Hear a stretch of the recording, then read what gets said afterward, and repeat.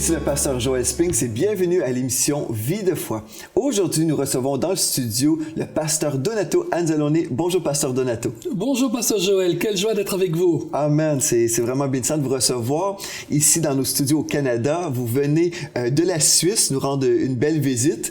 Donc, gloire à Dieu pour ça. Et juste avant d'entrer dans le sujet d'aujourd'hui, j'aimerais ça que vous nous parliez un peu de votre église. Vous êtes pasteur en Suisse, une belle congrégation dans une, j'ai entendu dire, une super belle ville dans les montagnes, les Alpes. C'est ça? Exact. Enfin, c'est un petit peu les Préalpes. Okay. Et donc, c'est le lac de Lugano. On a à peu près 200 mètres de hauteur, donc c'est pas tellement haut. Mais vous voyez le lac, vous voyez les palmiers, et ensuite vous voyez les Alpes. Donc, c'est parfait, hein, c'est extraordinaire. C'est le paradis sur terre. Alors, en général, quand on vient là-bas, on veut plus retourner, repartir. Mais pourtant, vous voyagez beaucoup. Mais je voyage par obéissance. Oui. Okay. Mais c'est extraordinaire, parce que quand on fait ce que Dieu nous demande de faire, c'est là que vient la bénédiction aussi. Amen, amen. Et puis, vous vous promenez partout à travers le monde, vous prêchez la moitié d'un mois, finalement, 2 semaines sur 2. C'est ça, vous êtes toujours soit dans les airs, en avion, en auto, en train. Vous vous promenez partout à travers le monde pour prêcher sur la bonté de Dieu, finalement. Amen, amen. Oui, le Seigneur nous a demandé d'aller d'église en église, de nation en nation, pour fortifier les églises dans la foi et la faveur de Dieu. Amen. Et c'est ce qu'on fait. Amen. Hallelujah. Et puis, vous avez un ministère aussi de guérison. Je sais que votre fille a été guérie surnaturellement. Je dis surnaturellement parce que c'est Dieu qui l'a fait. Mais vous avez aussi... vous êtes engagé dans le combat de la foi. Je connais votre histoire. Il y a des fois des gens qui sont là qui disent, bien, je veux vivre une percée, mais on prie une seule fois ou peut-être plusieurs fois et on ne voit pas le résultat aussi rapidement. Et puis des fois, les gens se découragent et se disent, oh, finalement, Dieu doit vouloir que mon enfant soit malade. Des fois, les gens vont raisonner selon la tradition des hommes. Mais vous avez pris la parole de Dieu, vous avez pris les promesses de Dieu et vous vous êtes vraiment comme engagé à croire. Je vais croire la parole de Dieu jusqu'à la pleine manifestation et votre enfant a été guéri, n'est-ce pas? Ah oui, bon, non seulement elle a été guérie, mais elle est extraordinaire. Elle aurait dû mourir à l'âge de l'adolescence et maintenant elle a 23, 24 ans. Elle étudie pour être infirmière. Chose extraordinaire, elle est en cours d'infirmerie, de soins infirmiers. Troisième semaine qu'elle est là et on parle du virus qu'elle avait, le CMV, cytomégalovirus. Et les professeurs disent c'est impossible, il n'y a aucun remède. Et vous savez comment malheureusement dans certains corps médicaux, ils vont dire le seul remède qu'il faut faire c'est d'avorter. Nous ne croyons pas dans l'avortement bien sûr. Nous croyons que Dieu est le Dieu qui guérit. Alléluia. Amen. Mais la chose extraordinaire c'est qu'en l'entendant cela, pour la première fois elle entend cela de quelqu'un du corps médical. Elle pleurait de joie et les gens demandent mais qu'est-ce qui se passe? Elle dit mais c'est ce que j'ai eu. Mais heureusement que mes parents ont cru pour moi. Alléluia. Wow, quel témoignage. C'est merveilleux. Amen. Et puis, connaissez-vous un peu le résultat? Est-ce que les gens ont comme... les gens étaient extrêmement étonnés. Les gens ont peut-être douté aussi. Alors, certains ont douté, certainement, absolument. Mais, vous savez, quelquefois, les gens vont dire, c'est qu'elle était très déterminée. Vous savez, quand on est bébé, on n'est pas déterminé. Non, c'est ça. Mais vous étiez déterminé. Mais nous étions déterminés. C'est ça. Amen. Même quand vous voyez rien, là, même vous avez prié, mais vous ne voyez pas de résultat tout de suite, vous continuez à croire Dieu. Écoutez, ça nous a pris pratiquement 2 ans et demi pour l'avoir guérir. Et pendant 2 ans et demi, nous avons fait simplement une chose, c'est croire ce que la parole de Dieu dit et confesser ce que la parole de Dieu dit. Déclarer ce que la parole de Dieu dit. Déclarer de ma bouche. Oui, amen, amen. Mais c'est bien. On a vu hier une chose importante. Premièrement, on a déterminé ou établi plutôt que nous avons tous une mesure de foi. Donc, il n'y a personne qui peut dire, bien, vous avez vécu un miracle avec votre fille parce que vous avez plus de foi que j'ai. Non, on a vu, à partir de la parole de Dieu, dans Romains 12, verset 3, que nous avons tous une mesure de foi. Mais là, on est responsable devant le Seigneur où on doit placer notre foi dans sa parole. Et puis, on a parlé aussi de la peur, que la peur peut venir contaminer la foi que Dieu nous a donnée. Et aujourd'hui, on va poursuivre un peu en parlant de la peur, mais on veut arriver et parler du doute. Parce que le doute, finalement, c'est quelque chose aussi qui peut venir siphonner notre foi, ou en tout cas, même si on l'a encore cette fois-là, mais ce doute vient contaminer la pureté de notre foi.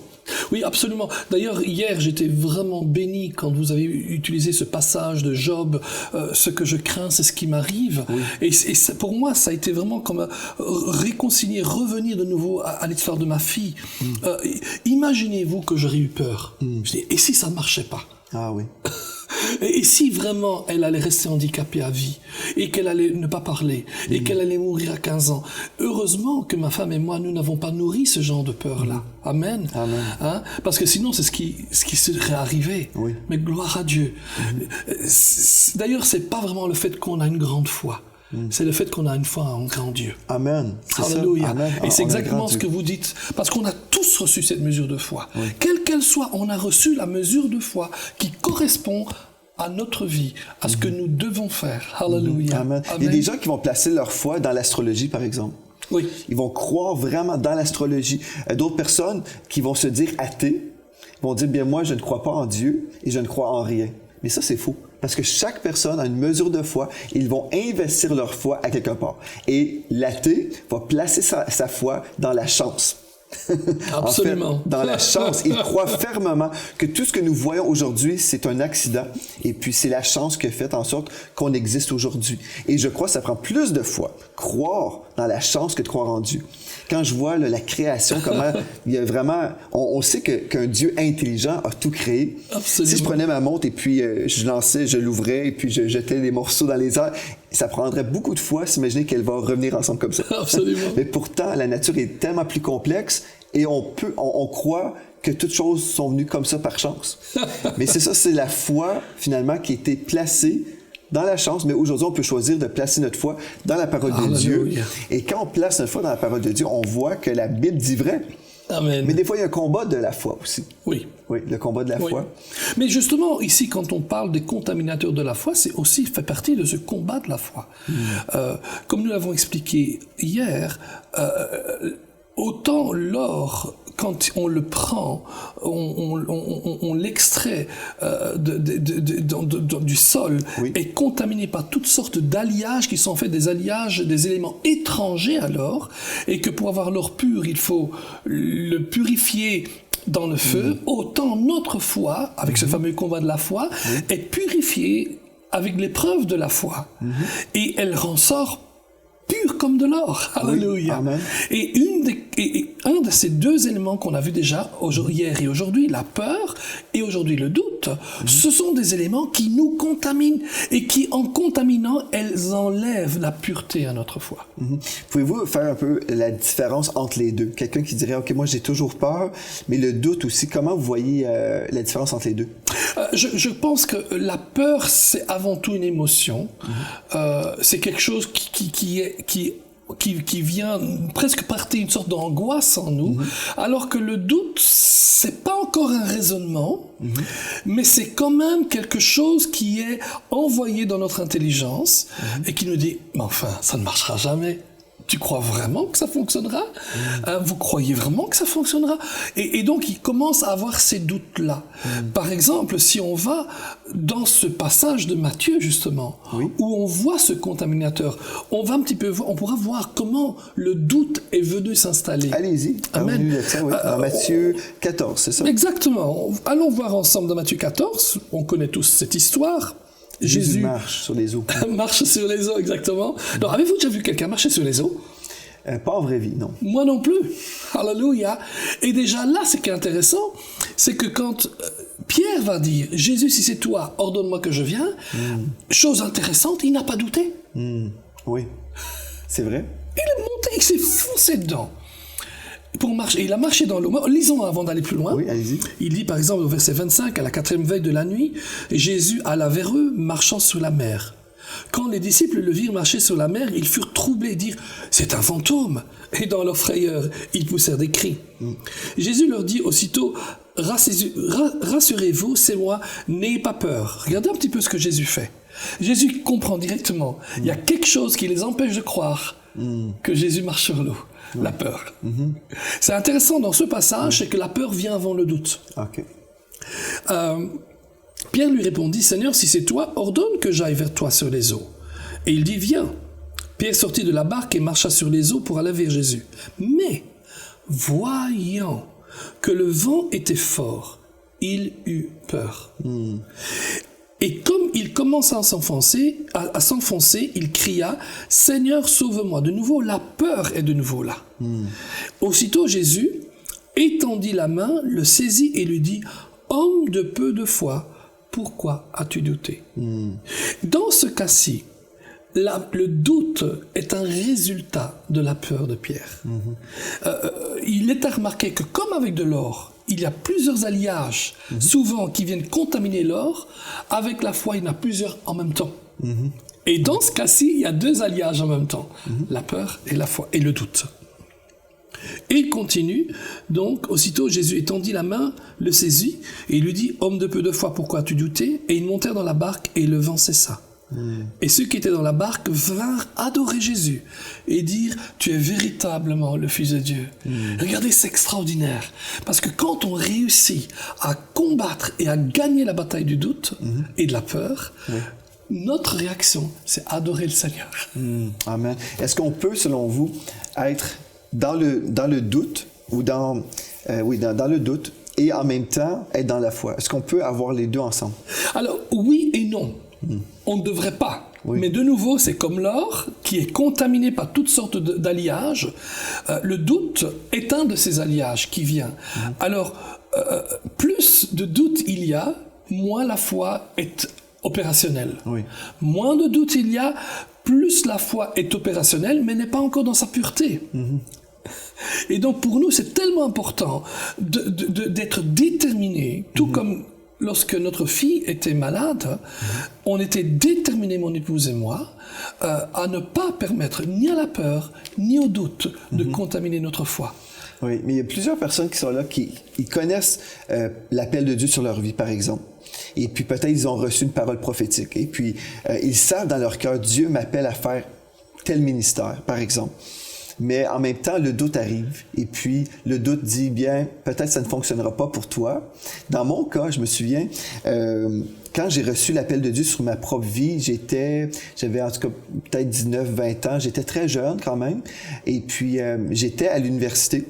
Et puis, pendant que le professeur enseignait, c'était impossible pour moi de me concentrer sur son discours parce que j'étais toujours en train de douter de mon appel. En fait, j'étais en train de douter de ma place à l'école parce que j'entendais la voix de Dieu qui me disait « Est-ce que tu es vraiment à la bonne place? » Dieu me remettait en question et je savais que j'étais pas vraiment à la bonne place parce que Dieu m'appelait à aller à l'école biblique et pas à l'université parce que Dieu m'appelait à faire autre chose. J'étudiais pour devenir professeur à l'école, en fait. Parce que je savais dans mon cœur, j'étais un enseignant, mais j'étais là. Et puis, le Seigneur a pris un prédicateur, en fait, de la Caroline du Sud, qui m'a donné une parole prophétique un dimanche matin. J'étais à l'église de mon oncle en visite parce que je fréquentais une autre assemblée. Et puis j'arrive en visite.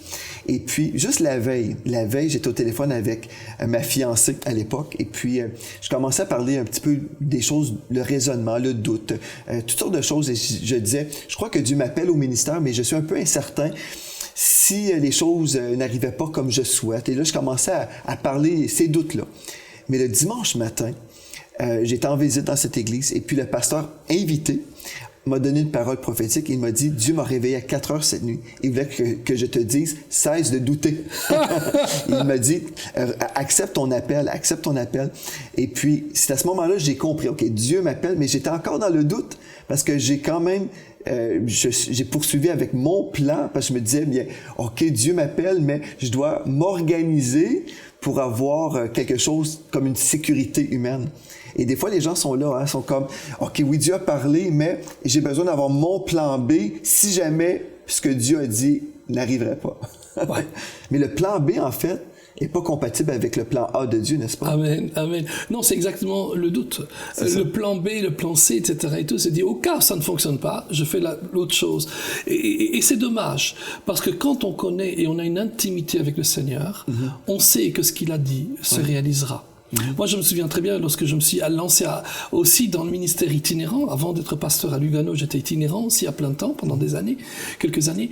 Et je me demandais, est-ce que je dois le faire, je dois pas le faire, est-ce que je dois le faire, je dois pas le faire. Et un jour, je visite un de mes amis qui était itinérant lui-même, un serviteur de Dieu africain, un Ghanéen, du Ghana. Et on parle ensemble. Et pendant qu'on parle ensemble, il n'est au courant de rien. Et il me regarde et dit, Donato, tu dois te lancer par la foi. Wow. En anglais, il disait un step of faith. Vous avez pas de foi. Et il savait pas de quoi je parlais. Mais pour moi, c'était la clé qui m'a déclenché pour aller plus loin avec le Seigneur. Wow. Et entrer dans une partie de la destinée que Dieu a pour nous, parce que j'ai une bonne nouvelle pour vous comme pour moi. Je suis convaincu qu'il y a d'autres clés, il y a d'autres phases dans notre destinée. Oui. Et au fur et à mesure qu'on grandit, dans le Seigneur, dans notre obéissance, le Seigneur ouvrira de plus en plus des portes pour nous. Amen. Et donc, si on est dans un moment comme ça où le doute arrive, on a le choix quand même. On peut dire, OK, non, Dieu m'a parlé.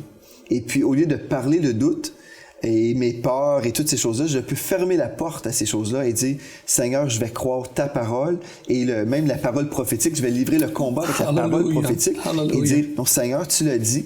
Et puis, je donnerai aucun temps à l'ennemi où je vais même entretenir des pensées comme ça. Amen. Si j'entretiens des paroles ou des pensées de doute, et puis là, je me mets à parler, le doute, je suis en train d'ouvrir une porte à l'ennemi finalement, et puis je peux rater ma destinée en Dieu. En fait, chaque contaminateur, comme la peur hier, dont on parlait, la peur, comme la foi, sont des connecteurs. La foi nous connecte à Dieu et à ses œuvres. La peur nous connecte à l'ennemi et à ses œuvres. Idem pour les doutes. Les doutes nous connectent. Le doute nous connecte au diable et à ses œuvres. Oui. Absolument. Remarquez un petit peu l'histoire de Sarah. Sarah reçoit la visite, enfin Abraham reçoit la visite de 3 anges, sans savoir à l'époque c'était des anges, et ils ont dit que l'année d'après, Sarah aura un enfant. Et la Bible dit qu'elle a ri. Vous rappelez-vous? Est-ce qu'une femme comme moi, je paraphrase là maintenant, pourrait avoir un enfant à l'âge que j'ai? Ça c'est le doute. Oui. Amen. Mais remarquez la clé fondamentale. Hébreu nous dit dans Hébreu chapitre 11 que Sarah crut dans la fidélité de Dieu. Amen. Que Dieu est fidèle. Et je crois que ça va nous aider à nous débarrasser du doute, d'avoir confiance en qui Dieu est. Absolument. Et puis, si on veut marcher par la foi, c'est pas par la prière qu'on va y arriver. Il y a des gens qui disent, Seigneur, donne-moi plus de foi. Et puis, on peut s'imaginer des fois, si je prie, peut-être je vais arriver à ce sommet de la foi. Mais en fait, la foi vient de ce qu'on entend et ce qu'on entend vient de la parole de Christ. Donc, si je me nourris de la parole de Dieu, je peux nourrir mon âme, mon esprit par la parole de Dieu et je peux faire en sorte que le doute arrive à vivre une sécheresse finalement. En anglais, on dit « starve your doubt ». En français, je ne sais pas comment on peut dire. Affamer votre doute. Affamer votre doute. Oui, c'est vrai, on peut faire ça. Hallelujah. Mais si on se remplit constamment, on revient constamment sur les doutes. Admettons, Dieu vous appelle à faire telle chose. Dans votre cœur, vous savez, oui, je dois faire ça. Vous savez, c'est de Dieu, mais là, il y a des doutes. Mais là, vous entretenez constamment les doutes. Et finalement, vous allez vivre ces doutes-là parce que l'homme est comme les pensées de son âme. Donc, si je pense constamment le doute, je relâche ma foi pour vivre toutes ces choses-là qui sont négatives. Mais si je prends la décision, au lieu de me remplir de doutes et de laisser ces doutes-là de prendre le contrôle de ma vie, je peux dire non, je vais vraiment entrer dans ce combat de la foi-là et je vais protéger, je vais être comme la police, je vais protéger ma personne, mon esprit d'être contaminé par ces choses-là. Amen. Je vais vraiment croire la parole de Dieu. Et c'est comme si je vous disais, Pasteur Donato, ne pensez pas en ce moment à un éléphant. En ce moment, vous pensez à quoi? Là? À l'éléphant. À l'éléphant. Directement. Mais c'est ça, parce que les gens, des fois, sont là et se disent, bien, OK, je ne dois pas douter, je ne dois pas douter, je ne dois pas penser à ceci. Mais les gens sont en train de penser pendant qu'ils disent, je ne dois pas penser à ceci. Mais en fait, on doit simplement remplacer les doutes par la parole de Dieu. Hein? Si on dit, par ses meurtrissures, j'ai été guéri, mais là, je pense à quoi? Là? Je pense, par ses meurtrissures, j'ai été guéri. Mais c'est vrai, n'est-ce pas? Donc, on ne peut pas dire à quelqu'un, ne pense pas à ceci, ne pense pas à cela. On peut dire, mais pense à ceci, pense à cela. Absolument. Et puis là, on se remplit de la parole de Dieu, on médite sur la parole de Dieu, et Dieu nous donne une vision intérieure aussi, n'est-ce pas? Lorsqu'on voit, admettons, quelqu'un est en fauteuil roulant à la maison, et puis vous croyez, par ses meurtrissures, j'ai été guéri. Mais quelle est la vision que vous voyez? Est-ce que vous voyez en fauteuil roulant? Mais si vous voyez en fauteuil roulant, mais vous allez demeurer dans le fauteuil roulant. Absolument. Mais si vous dites, par ces meurtrissures, j'ai été guéri, et je commence à me remplir de la parole de Dieu, là, Dieu va créer une image en vous, et vous allez commencer à voir la parole de Dieu en vous, et vous allez voir la manifestation en vous avant même de voir cette manifestation dans le naturel. n'est-ce pas? Absolument. Moi, je me souviens très bien lorsque j'étais militaire en Belgique, et ensuite, c'était le moment de terminer mon temps, et je devais trouver un travail. J'étais jeune marié, il fallait absolument que je trouve un travail. Et puis, j'ai appris qu'un poste était vacant, et donc j'ai téléphoné pour voir si je pouvais les voir. Ils m'ont dit, bon, venez voir. J'étais encore tout en uniforme et tout. J'ai pris la Mercedes de quelqu'un qui me l'a prêté, un commandant qui me l'avait prêté, et je suis allé, et tout le temps, je me suis dit, oh non, qu'il faut quand même pas prendre un jeune comme moi. Ma seule formation, entre guillemets, à l'époque, c'était une formation biblique. J'avais pas fait l'université comme vous, etc. Et ils vont pas prendre quelqu'un comme moi, ils ont besoin de quelqu'un de meilleur, etc. et tout. Mais là, qu'est-ce qu'il fallait faire? Comme vous avez dit, non. On doit nourrir notre foi et affamer nos doutes. Amen. Et j'ai dit, non, il va me prendre. Je proclame que ce travail, c'est pour moi. Alléluia. Et toute la route, ça avait été à peu près 45 minutes en voiture, j'ai proclamé cela, j'ai cru que cela, et j'ai eu l'emploi. Alléluia. Mais je crois aussi une autre chose importante par rapport au doute, c'est que si on a une relation avec Dieu, et Dieu nous a parlé, et on a la révélation de Dieu, si on sait que Dieu nous a parlé, bien, on peut avancer là-dedans. Mais souvent, lorsqu'on a un problème avec le doute, je crois, c'est parce que des fois, on a aussi, comme on a travaillé avec nos raisonnements, on a voulu concevoir notre propre destinée. Si on crée un plan, et là on dit à Dieu, Dieu, bénis mon plan. C'est différent que si Dieu nous parle et Dieu dit, voici ce que je t'appelle à faire.